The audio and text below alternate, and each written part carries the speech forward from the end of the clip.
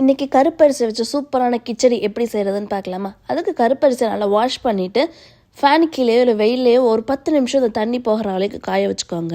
காய வச்சதும் இல்லை தண்ணி போனதுக்கப்புறம் மிக்ஸி ஜாரில் போட்டு இந்த மாதிரி லேசாக அரைச்சிட்டு எவ்வளோ குட்டியாக வேணுமோ அவ்வளோ குட்டியாக அரைச்சிக்கோங்க. அரைச்சிட்டு சலிச்சுக்கோங்க. ஸோ இந்த சலித்ததை நம்ம கஞ்சியோ கூழோ வச்சு சாப்பிட்லாம். அந்த மொறுன்னு இருக்கிறதுல நம்ம கிச்சடி பண்ணலாம். ஸோ குக்கரில் கொஞ்சமாக ஆயில் சேர்த்துட்டு அது கூட கடுகு, அப்புறம் காரத்துக்கு ஏற்ற பச்சை மிளகாய், நான் 4 பச்சை மிளகாய் கீரி சேர்த்துருக்கேன்.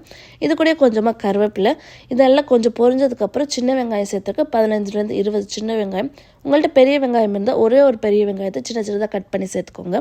இதை லைட்டாக வதக்கிட்டு இது கூட காய்கறி ஆட் பண்ணிக்கலாம். கேரட், பீன்ஸு, அப்புறம் பச்சை பட்டாணி நான் சேர்த்துருக்கேன். ஸோ இது எல்லாத்தையும் ரொம்ப மிக்ஸ் பண்ணணும், ரொம்ப வதக்கணும்னு தேவையில்லை. லைட்டாக வதக்கினா போதும். இது கூட மீடியம் சைஸ் ஒரு தக்காளி சின்ன சின்னதாக கட் பண்ணி அதே சேர்த்து வதக்கிக்கிறேன்.